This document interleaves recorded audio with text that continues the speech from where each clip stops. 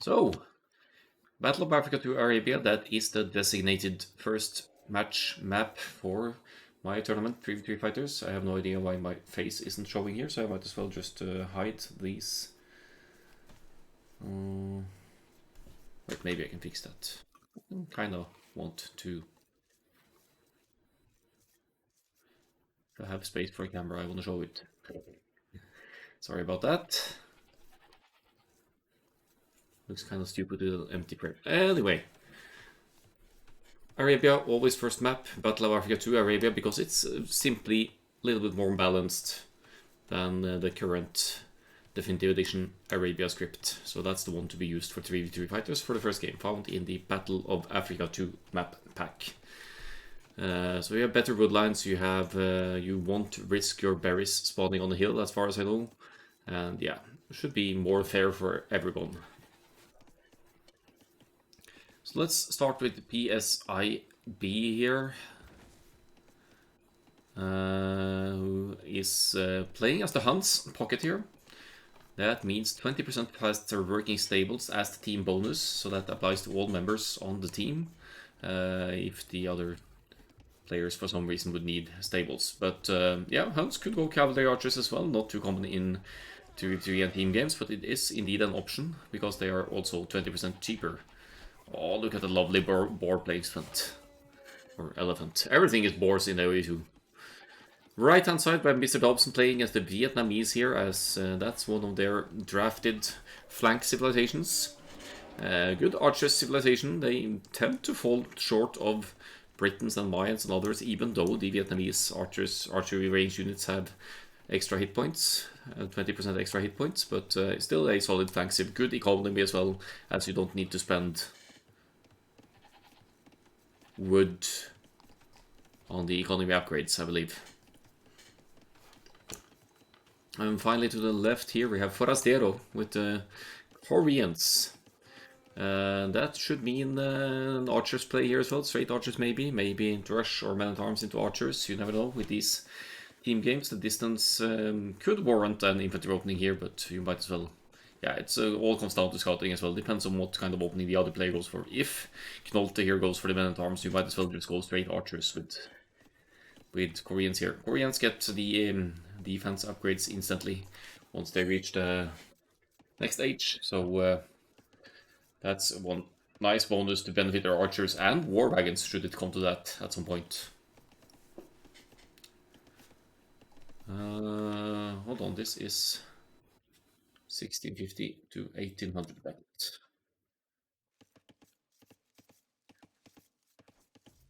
Alright, as for the other team, you have Tom's here with the Frank's pocket. Big try-hard pick here, probably potentially one of the first civilizations they picked. Let's have a look here. Would make sense for the first game to pick Franks. It's not the earliest pick actually, it was their pick number 4. So, but still securing Franks for the pocket position. Franks could actually contest Hunt's late game as well, because in the Imperial Age, Franks, if they have a castle up, they can research chivalry, and the cavalry units will be created 40% faster.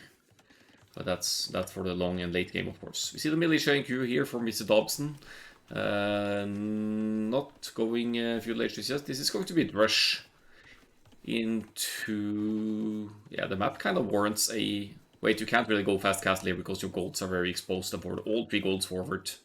So I guess it's rush into archers, rush into skirmishers worst case here for Mr. Dobson. But moving the militia out here to try and hit Dexter Chinese, and that's also why he's going for the rush here. Because if you hit the Chinese early and obstruct their food income, that could severely hurt. That could really hurt their progression. Really just in time there to deny some of the walls, delay some of the walls at least. Walling in towards the TC here for Dexter, so good defensive measures here. Dexter also scouted the barracks with the flag, so knew that the rush was coming, of course. Thanks for the follow, Mad Tomsky. So I'd argue that the rush can still get value here. You could find the places not too close to the town center here, and start pounding away at walls. If you get lucky, maybe you're able to break through, because blue is still in the Dark Age here. So the walls only have 150 hit points, but nevertheless, if you force repairs behind this, that's at least a little bit of drain on the wood for the opponent here.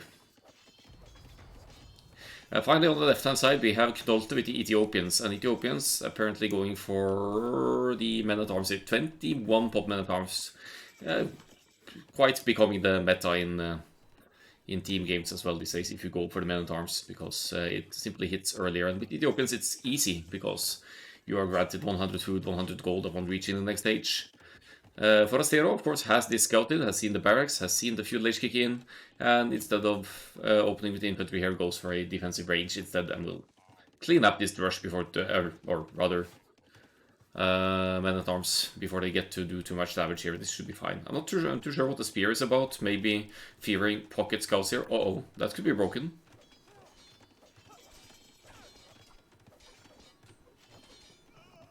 Oh, this is a bit scary. I think the gate stays up with 4 villagers completed. This is actually good value for Knolte here with the forward, forcing 4 villagers to repair there.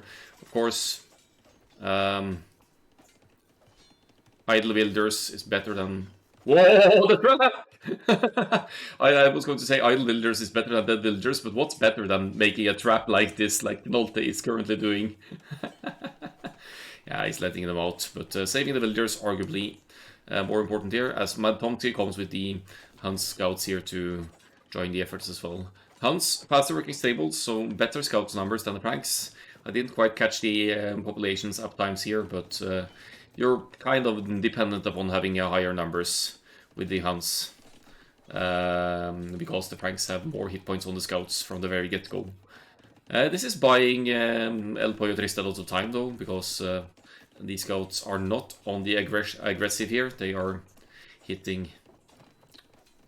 They are forced to defend against the men-at-arms here until Forastero can get a decent chunk of archers out to deal with this. But, topside here, Mr. Dobson not failing to do any significant damage to Dexter. Moves onto the pocket instead, and our green pocket player here, Pumps, is not fully vault. Not sure why they're trying to break through. Yeah, trying to get this one villager here. And that's about what they'll get. I could try to break through the palisade gate and get lucky and be let in there, maybe. But yeah, I mean, at least providing value from the trush. And it looks like the follow-up indeed is going to be... well,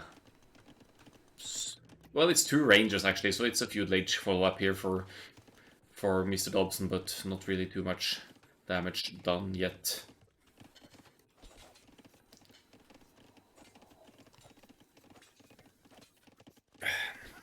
So we have a bit of a 2 versus 2 situation on the left-hand side here. That's what oftentimes happens if it's a 3v3 scenario. You have scouts and archers in the feudal age working together for dealing damage, so that the scouts can eliminate the skirmisher defense of the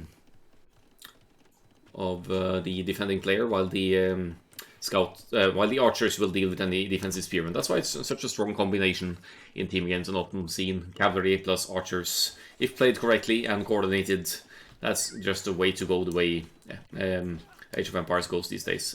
You'll note that the Franks player has... the Huns player has significantly more scouts here now. That's because the stables are working faster. And, well, we actually have a decent chunk of Frank scouts as well, but not all of them are here. So, hello, Tech Chariot.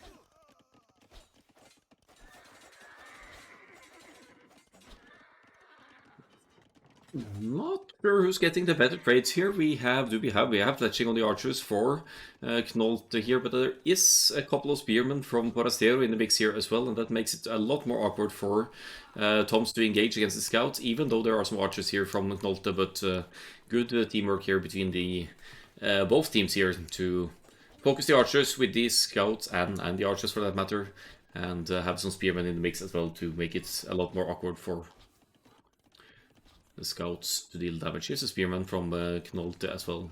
It's developing into a 1v1 on the other side here. We have Mr. Dobson successfully breaking through here. And as you'll see, if you look at the mix of archers and skirmishers here, you can safely go for skirmishers on this side because all of the cavalry is on the other side. So they're probably communicating here. And yeah, they're both adding skirmishers, right? They know they're fighting a 1v1 here and can't really rely on the pockets yet. The economy situation is dead even here. That's fascinating. There has to be... I was going to say very little idle time, but at least very similar idle times here between the players. Looks like Forastero is taking quite the beating here, though. The third range here in an effort to double up on the archers production gets denied, so we're going to see quite few Korean archers here. As a result of that, only 2 ranges to produce. And behind this, all this aggression, we also have the Franks player being the first one clicking up to the castle H.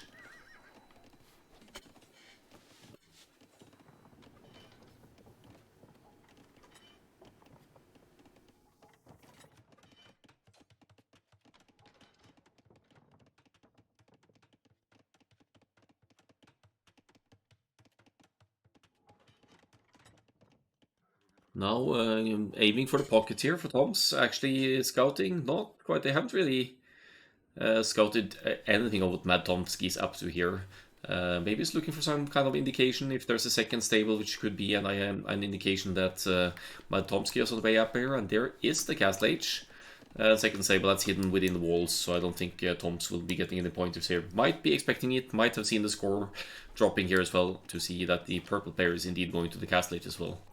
That is a significant lead for the Franks to the Castle Age though, so Toms will be getting to the Knights production way ahead of the Huns here. They're both going to go for the double stables, but I'd say Toms should be able to get 3 or 4 Knights out before Mad Tomsky can start the production. Then again, Mad Tomsky has faster producing stables, so there is a chance that numbers can still be catch up for Mad Tomsky with the later Castle Age. So we'll look at the resource setup as well. We saw Mad Tomsky dropping a market there, maybe to adjust the economy a little bit.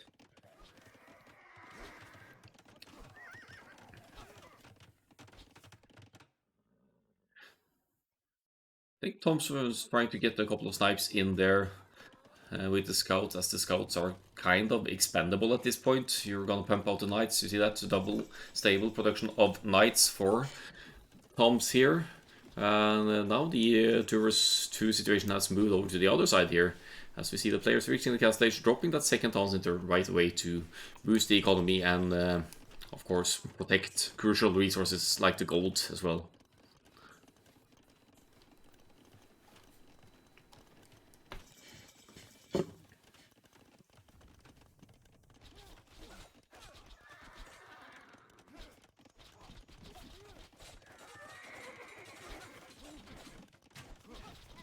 And they go in the chat. Hello.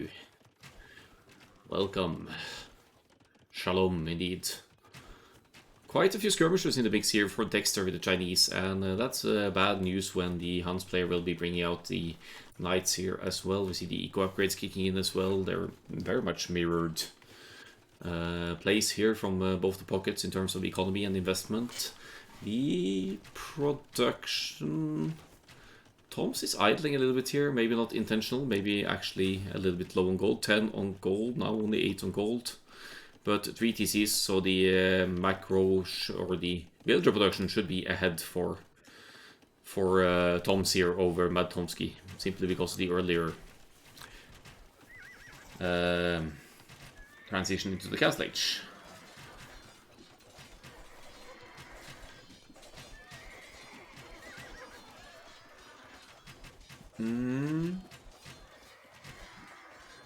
Toms with the +2 defense on knights, they both have that, but there aren't an awful lot of purple knights over here. Dexter takes and keeps the hill here with the crossbow, sniping the few Huns knights that are coming here. So PSIV are kind of struggling a little. They're a bit impatient here, sending the knights right in, and then they're getting sniped one by one here by Dexter. That's making a bit of a difference in the overall cavalry numbers here. I see Dexter has invested into some siege as well. Might want to fortify the push with some forward siege here. It's right next to a hill, so you could use the mangonel here to take out the ranges, in fact. And maybe get a lucky hit in on the crossbow masses as well. Look at them taking the hill here. It's very much an awkward hill here for Mr. Dobson, who is TCing this gold. And look at that, that gold is on the hill. This is very forward. It's not on the hill, but it's quite close to one, so that could be denied by a forward castle. In fact, if you place a cattle here, you're denying 2 golds. That's just huge for the later game here. So, yeah, very awful hill for these players. No crossbows yet for Forastero here with the Koreans. It did take a beating in the feudal age. PSIB now, they're called particularly skilled in booming maps, but apparently Arabia isn't a booming map today because they're behind in economy by 20 villagers now, as obviously as a result of raids and idle time cost and whatnot here.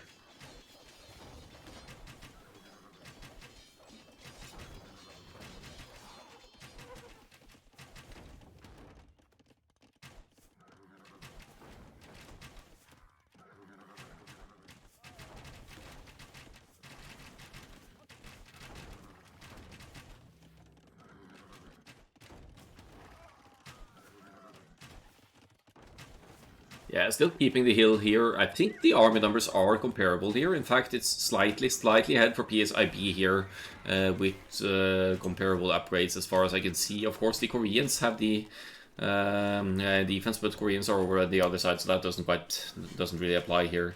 Mangonel helps out quite a bit as well. One range already down, so Mr. Dobson will need to rebuild these ranges and spend wood that way to keep production rolling.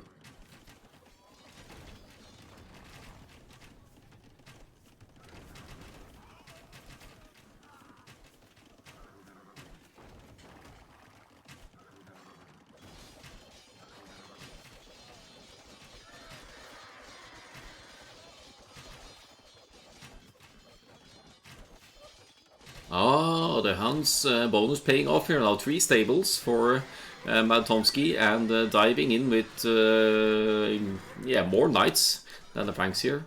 Of course, Frank's bonus not as potent at this stage in the game, with the knights basically at similar hit points now, but come the late game and Paladins, the Franks will be on top again with their 20% extra hit points on the Paladins. Some of the strongest Paladins in the game. This is not a great fight for Mad Tomsky, I think, but Mr. Dobson is joining in as well. Not sure why they keep engaging. Maybe it's just a means to buy time. Oh, there's lots of stuff happening over here as well. So Forastero is now hitting the pocket over here. Korean hitting Mad Tomsky's economy here, so that's going to impact the Knights flow here, losing eco units like that. Not that many builders dead yet, but army definitely going down for Forastero here. Is left with only 6 crossbows and some skirmishes here. Look, I think Mad Tomsky is going to clean that up, but that also puts the forward on the right hand side at hold for a bit here now, until the raids at home base can be cleaned up here. So many goals spawning close to the hills here. It's not great news for the players on the south side here. Looks like there's back gold. That's a neutral gold, but that's not even scouted. I have to say the maps, the gold placements seem better for El Pollo Triste here. But you have to play the map. If you have a bad map, you need to be more on the aggressive side and take any advantage you can get. And currently it's PSIB are still in the army lead here, 65 to 47. So there's certainly reason to believe that they can push back and catch up in the leads here through raids and damage on the enemy bases.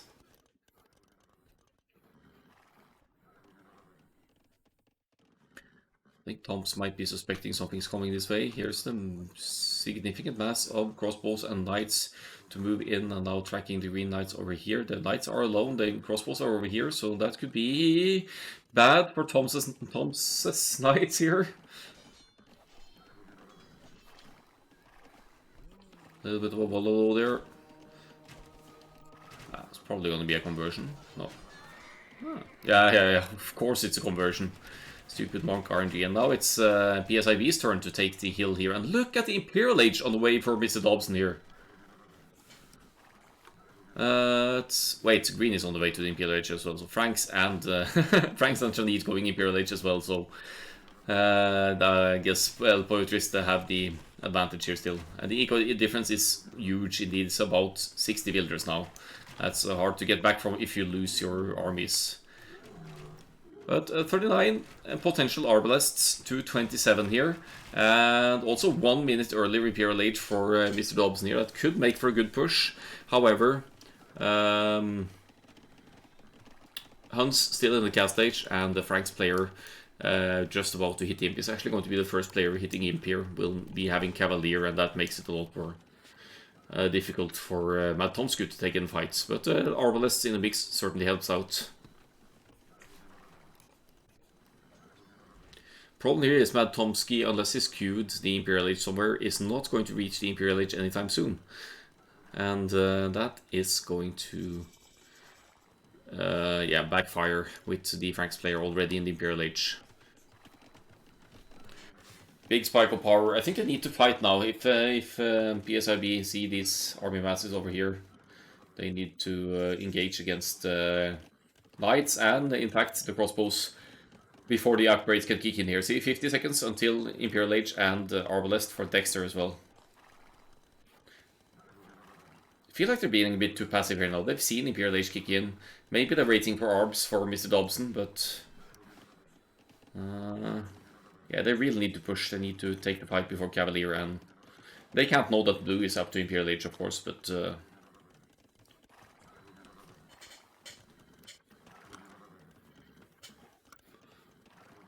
yeah, they're pulling back. Are they moving in? Yeah, you have to react to this if you're El Pollo Triste. They're trying to push, of course, and Cavalier is on the way. Cavalier just 10 seconds to go here. That should mean the end of these Arbalests over here. No chance of re-walling here for Mr. Dobson. But they're also counter-pushing, right? So at least, at the very least, the Cavalry should pull back here. Yeah, they're pulling back, of course they do. Arb Bracer on the way for Dexter as well. But in the meantime, PSIB getting some juicy damage in here on the El Pollo Triste side. Won't beat it down. And overall KD seems somewhat on the positive side as well for PSIB here. Imperial Age now on the way for the Huns as well. The Knights count about the same as the Cavaliers here. But look at that choke point and a little bit of hill bonus here. That's bad news for the Cavalier here. And the ARB numbers, are they comparable at all here? Let's have a look. It's slightly ahead for the Vietnamese, and that extra hit points as well might prove useful for fights here. Problem here is Imperial Age is far away from Mad Tomsky, and Mad Tomsky will be losing most of the knights here before that Cavalier upgrade can be researched. However, the Franks player is losing Cavaliers and needs to replenish them as well. We have Paladin on the way, even with only 15 Cavaliers on the field. The castle is up, so we might see Chivalry for the Franks as well for the very late game here. No indication of any trade just yet. And left hand side is again developing into a 1v1 over here, but this castle, if it goes up, should keep Forastero's side safe. Oh, that's so close, that's so close. That's so uncomfortably close there for Forastero, and the last few villagers will, of course, finish this castle, no problem.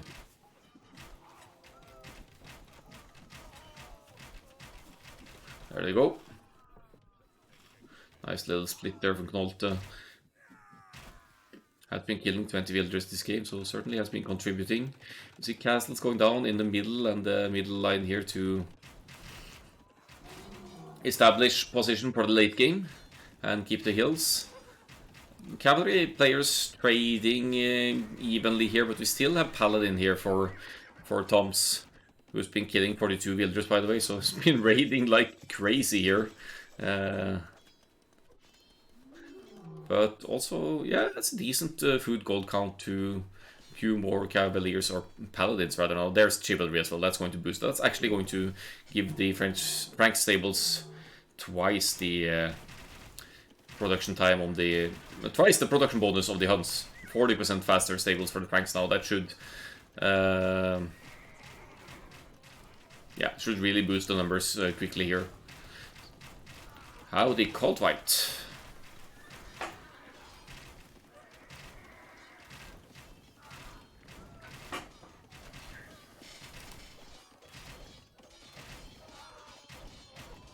Mr. Dobson making the best of the hill here, sniping quite a few Chinese arbalists here. And KD, you can see the actual KD stats here seem to be on the more positive side for El Pollo Triste in general here. They have a bit of a score lead as well, and now Paladin numbers increasing quickly here. This is going to be rough for the Huns to contest. Look at the economy behind this. 140 villagers for the Franks, and as you know, Franks farms, they get all of these upgrades instantly, so better farm eco always for the Franks. While Mad Tomsky is with 3 town centers and, or is it 4? 3 town centers and a healthy farm economy as well, but only 95 builders, which makes it rough to keep up with the Franks production here. Forastero with skirmisher and towers defense here.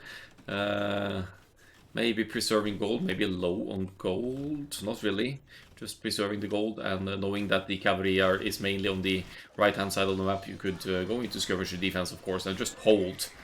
If you can hold your left side in a 1v1 and your teammates can push the other side, then you're in a good spot after all. Oh, war wagons. Only two of them though.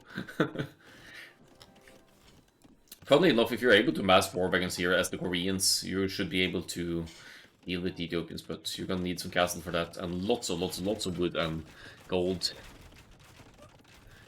And now it's Knolt's turn to push here with the siege trams in front and arbalists, faster firing Ethiopians arbalists behind.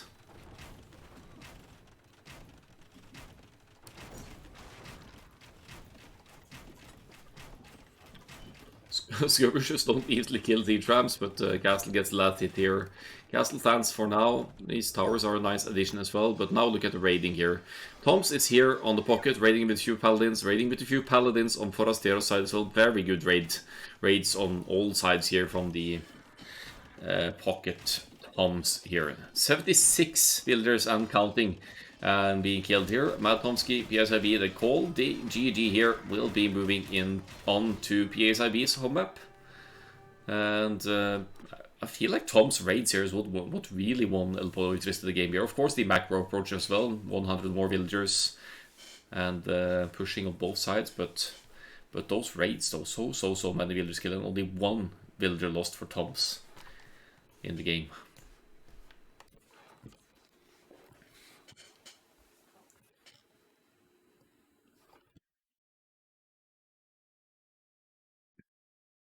Alright, let's have a look at the military score here. 183 to 92, that's a ridiculous KD. Tom's really showing pocket strengths here. But Frank's also obviously one of the strongest pocket civilizations in the game. You have very fluent and healthy eco bonus even in the Dark Age with the 15% faster foraging of berries for Franks and the farm upgrades kicking in instantly, cheaper castles, one of the best paladins in the game. It's just lots of bonuses, really streamlining Franks towards the #1 pick in the pocket position.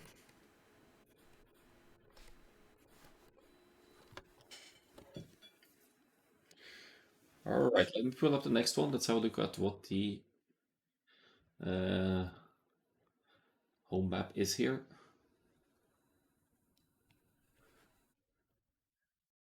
Yeah, some nice APM there, yeah. 240. We are going to Arena, aren't we? Yeah. Just a moment.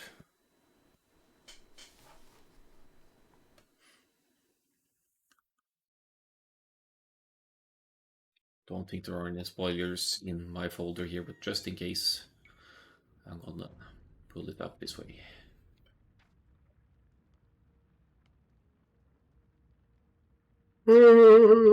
Excuse me. Games are really boring. I'm just didn't sleep well last night. Need to set the team names again here.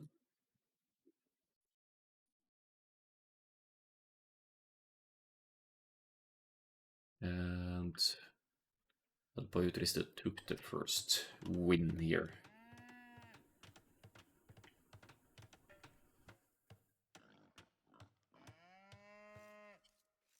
So this is Arena, and home map of PSIB, aka Particularly Skilled in Booming Maps.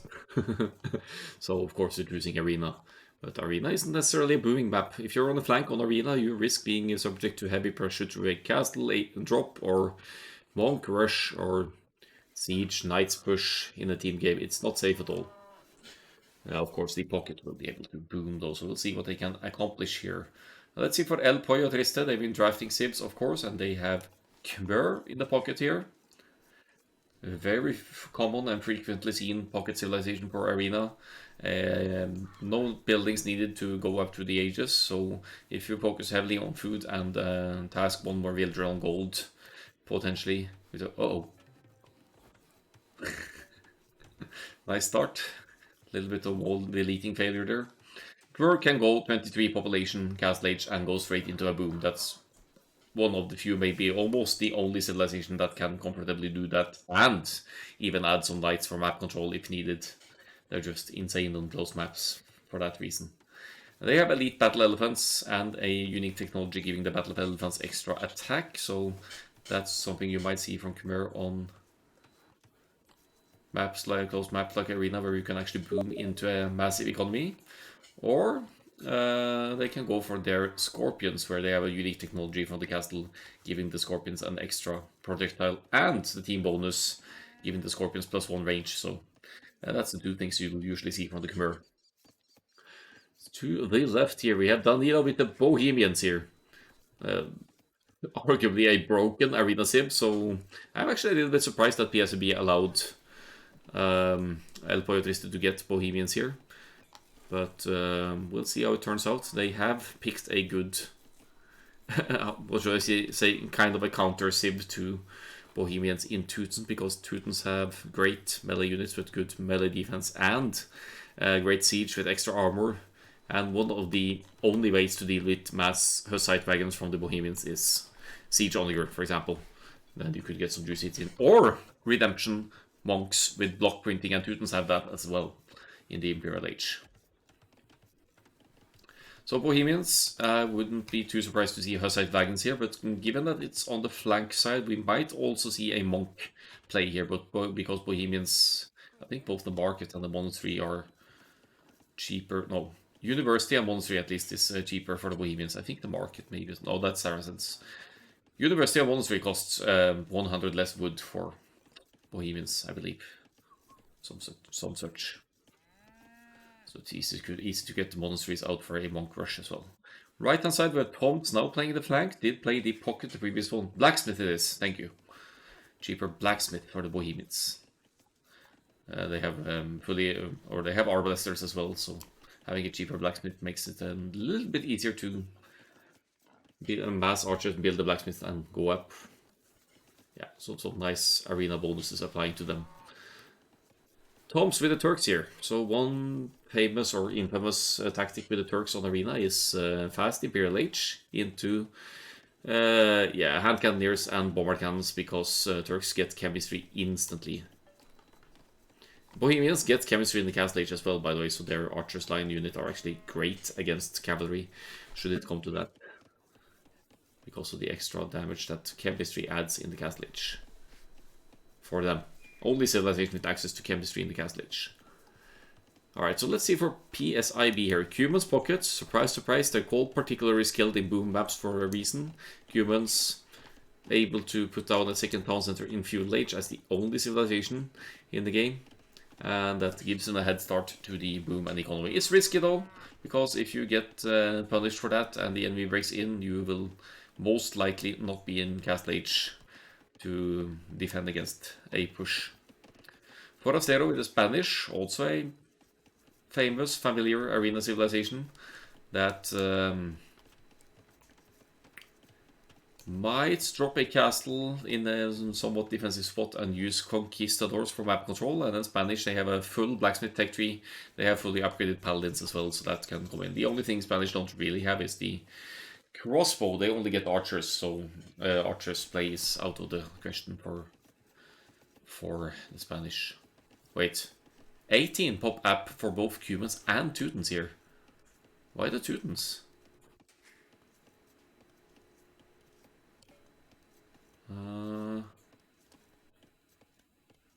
That's confusing. Must be some next level arena builds. It's in the tower rush!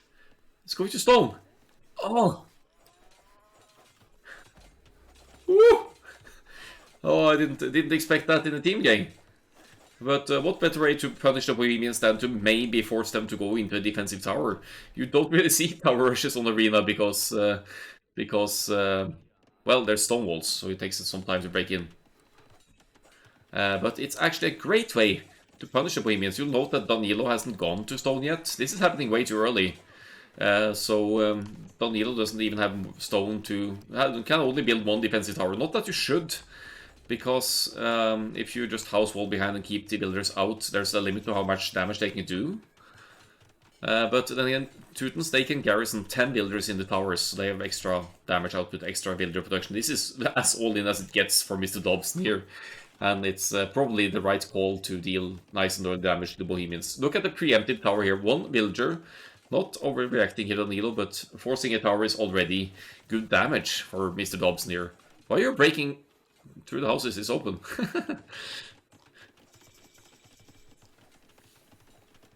Alright, so Teutons going for the tower rush, delaying the blue flank here, while that is buying time for Mad Tomsky to comfortably to TC Feudal Boom with the Cumans, and Forastero probably going past castle with the Spanish here and drop a castle, whether it be at home or forward.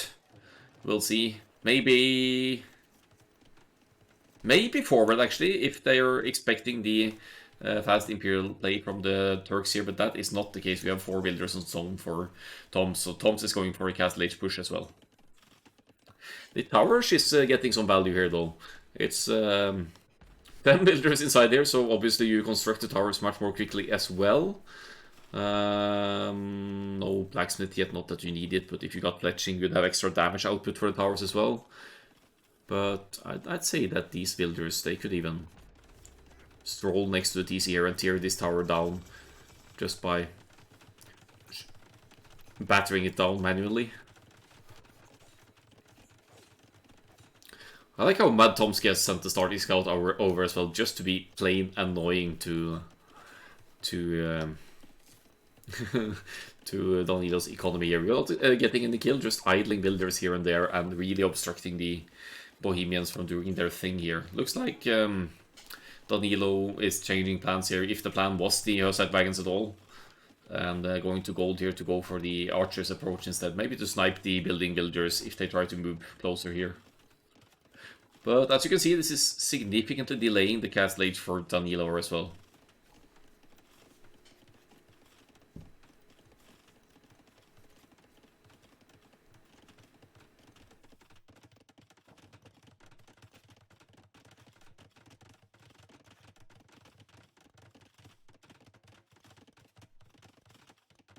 Another tower, who even cares when you have 10 builders building it? Yeah, now going to stone here, so I guess having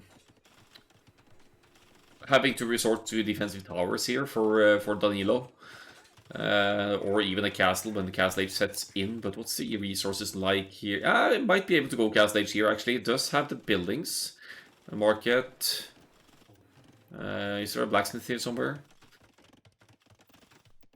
Maybe there's not a blacksmith, so you need a second building as well if you're done either. Caught really off guard by a tower rush in a team game. Behind this, of course, Mr. Dobson is producing builders consistently. That's fantastic to have only 3 seconds of idle time here, and you just can't or shouldn't win a towers war versus the Teutons. On the other sides here we have defensive castles going up in defensive spots for both the Turks and the Spanish here.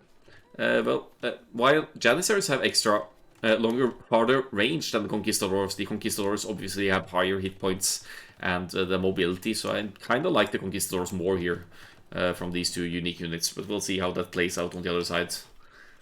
In the meantime, we have the pockets booming, the Khmer boom with more builders than humans, so Mr. Dobson needs to get up here as well eventually. Sorry, not Mr. Dobson, but never mind, Mad Tomsky is way ahead. I'm messing things up here, I was confusing the colors. So 52 builders as opposed to 42 for the Khmer here. Let's just see if all DTCs are producing, just for reference here. I'd assume so. They are. Um, Skilled in booming for sure, these players.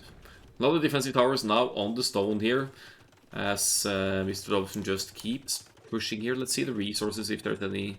Did even get 4 villager kills here, which is great news. Yeah, no Castle Age transition in a while yet, but it's, again, it's delaying the Bohemians significantly here. Conquistadors in the queue for Astero here, and the Janissaries for the Turks. Do they even know that the... Yeah, they've seen the castles, of course. So they both know that it's the unique unit play here. Here comes the blacksmith for Danilo, having lost 5 builders so far, and once the blacksmith is up, Danilo should be able to go to the Castle Age here.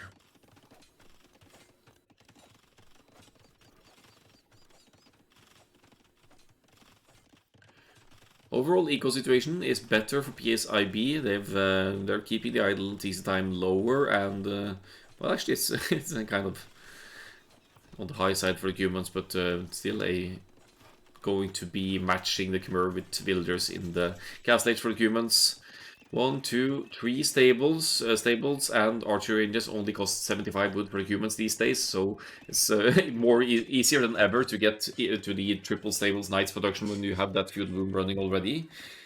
I assume that the humans might be joining in here as well. I mean, they're just going to focus on one player after the other. They are doubling and maybe even going to triple the Bohemians player. They really don't want to run into Hussite wagons or Imperial Age trash monks here. Yeah, it looks like Madponsky is sending the cavalry over here. This is allowing the Khmer the free boom in the meantime, though. We have stables for the Khmer as well, making knights, no bloodlines, no upgrades just yet.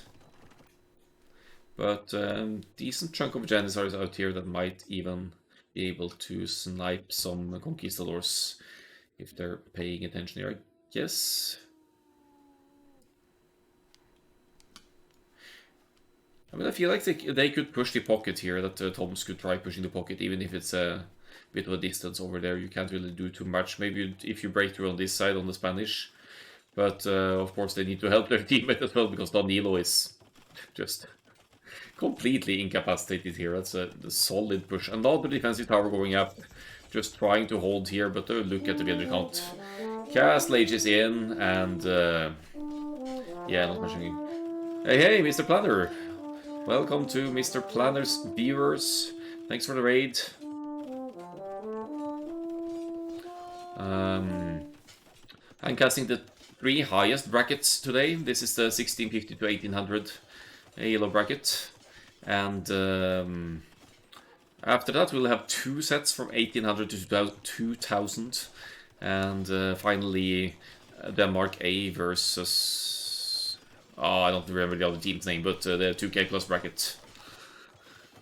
So we have a little of this, little of that. This is my own tournament, 3v3 fighters. Trying all the commands right away. Oh, it's good. It's good information for everyone to have. Wasteland Medic stops to say, see ya. Here's the thing, Khmer with hey, thanks for the bits, Coldplay.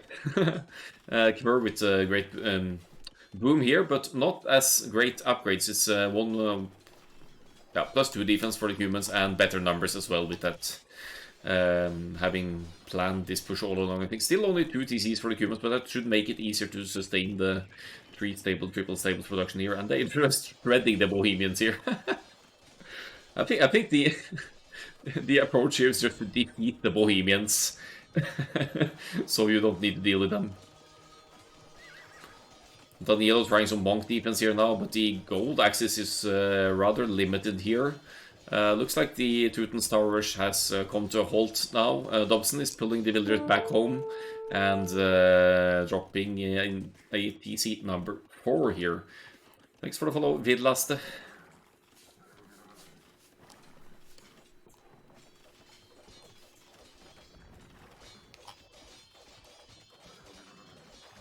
Yeah, look at this. It's 30 knights to 12. Their PSIV are really piling on the pressure here. Not sure what these Janissaries have been. I guess they tried to get some damage in on this side. There's too many human knights on the field. Not enough Janissaries and too many knights. That's a bad combination for the Turks to try and push the other side here. But Tom's is going Imperial Age. Will have access to heavy camel because the food and gold setup is already here. Looks like it's still going to be the unique unit play here though, mainly, but maybe mix in some bombard cannons too. Yeah, there we go. There's the siege workshop, so it's going to be Janissary, potentially even elite Janissary. Yeah, not resources for that just yet, but Janissaries and bombard cannons. And that extra range should make it easier to deal with the Conquistadors before the Conquistadors can snipe the Janissaries as well. Bohemians still at 25 villagers, and PSIB here with this kind of pressure, they're keeping that villager lead, but mainly because of the pressure applied on the blue player. This, what should we say, they're taking Bohemians out of the game here, basically. 15 villagers killed. It's still great defensive efforts from Danilo here to survive at all this kind of push. But it's come at the cost for sure. Still, Mining Stone wants to get a castle up, maybe to clean up these towers and start pumping out some Hussite wagons or something. Cavalry is here, but Cuman still with the better upgrades, so this should be a fight that Mad Tomsky can win, even though some of the knights are cheap here. But then you're fighting underneath the towers, and Teutons, they get murder holes instantly as well. They get murder holes for free, so there's a bit of help in the cover fire from the towers here as well.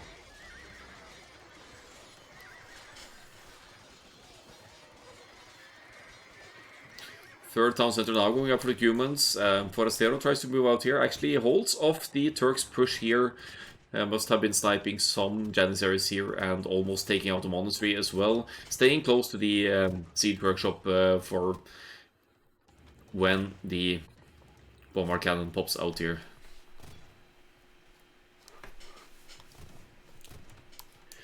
We see the Khmer player committing to the knights here, and it's probably to have the mobility and to try and match with the humans here. I guess that the resources should still be better for Dexter here, having been with 4 town centers booming and now adding the 5th one here on stone.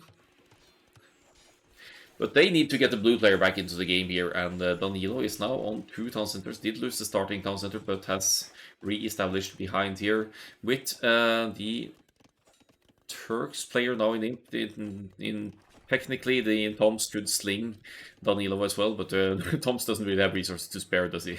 So, not an option just yet, but let's say Dexter makes it to the Imperial Age, then slinging is...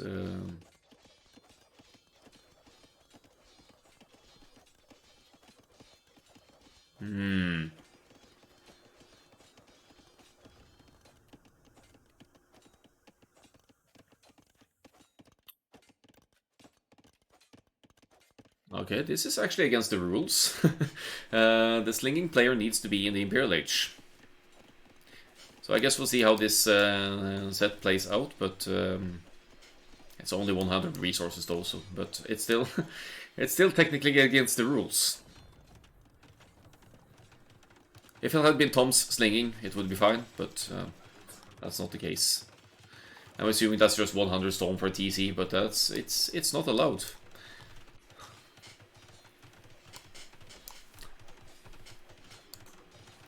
I need to check my rules how I phrase that, but it's really not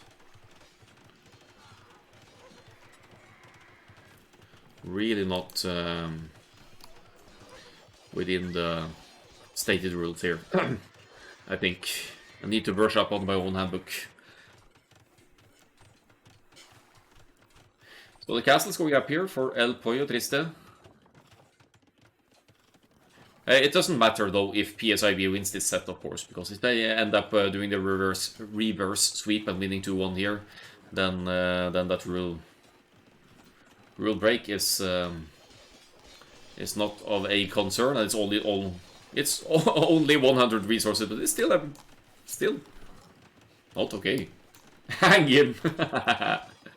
Yeah. That seems a bit harsh.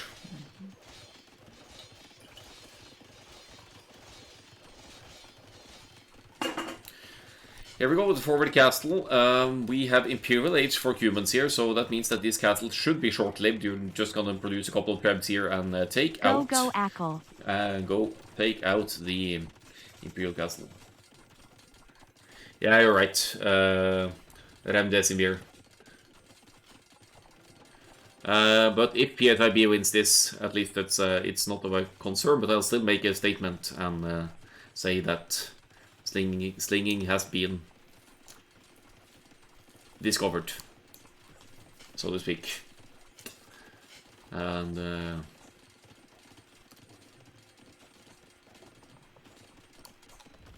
yeah, I'll think about some way to solve that issue. Whoa! Okay, we have a counter push going here for the Khmer and the Turks here now. Knights and battle elephants, and they're applying some serious pressure on the other side here. So much pressure, in fact, that my capture rate starts lagging here. I'm hoping that this is in-game lag and that I'm not going to crash the computer watching the action here. But castle, siege workshops, elite battle elephant is even in. We don't have tusk swords yet, but the castles are up here. So so that's an opportunity for the Khmer to get an additional 3 attack on the elephants as well. The Janissary is still not elite because the Turks economy here is not really anything crazy. But of course this side needs to be attended to by PSIB now.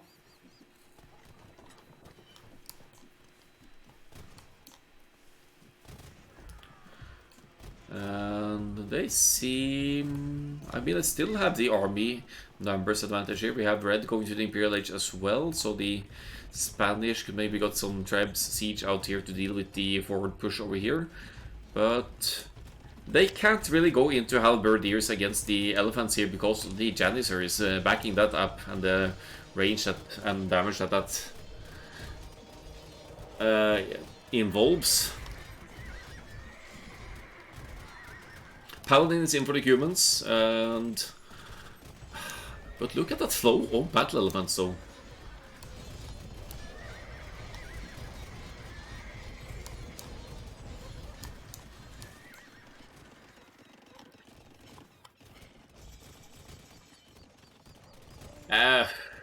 Yeah. Elephants are considered cavalry, Cold White. So halberdiers have bonus damage against them. But... elephants have the trample damage, so if you have a huge mass of elephants, the elephants would still do okay-ish against the halberdiers, but obviously not trade cost efficiently, because elephants cost lots of food and gold, and halberdiers don't. Yeah, let's see the other side here. The castle is down for Danilo. The bombard cannons from Mr. Dobson dealing with the Khmer castles here as well. So they are applying pressure on both sides here. In fact, they're defending. Forastero is mainly defending here with the help of Humans Paladins. Let's have a look at the gold situation here. 22, 18, 21 minus. Still gold access for both teams. But at some point, if this goes on, trade might be a necessary thing to go into. Oh, Danilo's moved over here actually and getting a reboom going. It's going into ranges. It's going to go for the... Well, see what resources allow, but I'm guessing arbalests here, archers, arbalests, to help out against the halberdiers here. Still only 44 wielders though, and the overall eco situation for PSIB is ahead here.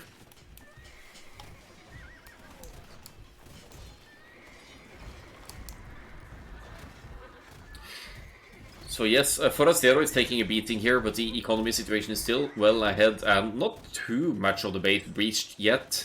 And the pressure is much heavier on the other side, and now of course raiding the Khmer quite efficiently here from Mr. Dobson as well. With the halberdiers, capped rams might... Wait, Teutons don't get siege rams, so scratch that, but capped rams pushing here. And I think I saw some bombard cannons somewhere as well. So a halved siege push on the Khmer here seems to be working out. No immediate response here for Dexter to deal with this, as it's mainly hussars and battle elephants on the field. Gold may have run out as well, almost. Well, it's off gold over here, so that's bad news for Dexter's elephant investment here.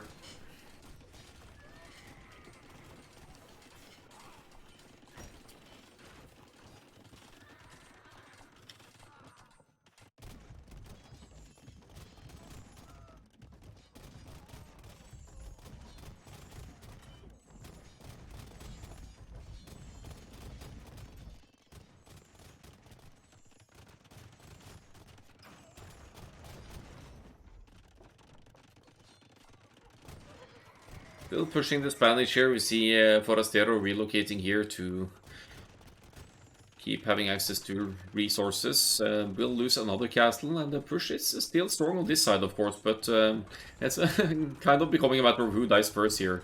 And as long as they keep the pressure up on Dexter here, I think PSIB have this game.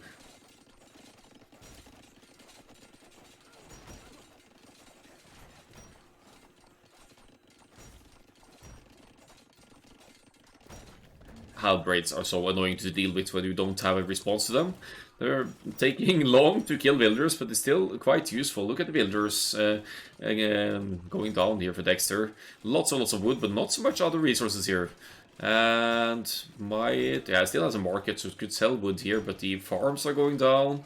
It's mainly just wood access for Dexter here, and that's not great news for the Hussar battle elephant investment here. Now just to kill this army for PSIB, and we should have a 1-1 at our hands here.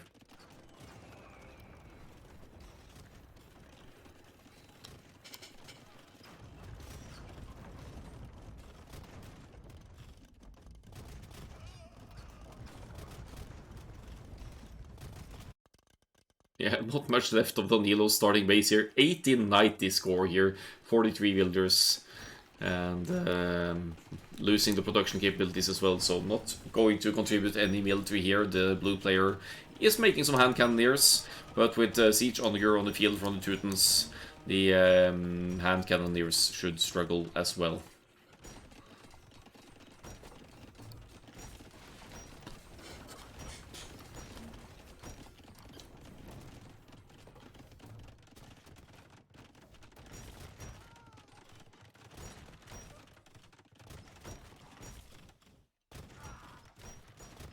So Dexter is now down to 28 builders as well. The massive Khmer boom has been put to a stop here.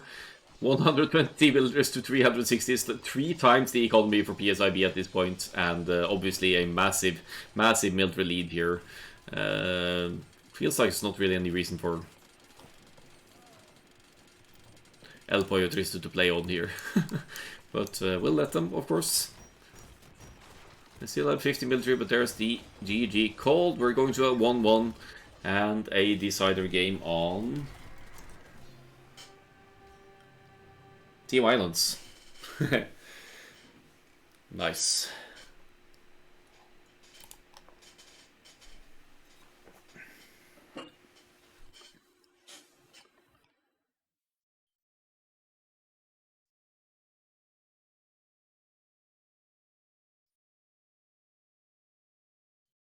So could be a comeback for particularly skilled in booming maps here.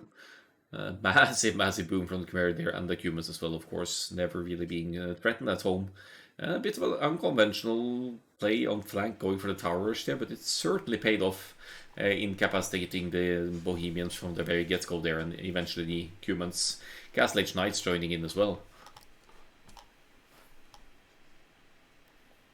827 feudal age, 828 for the Cumans, that's the second town center. 18 population for both of these.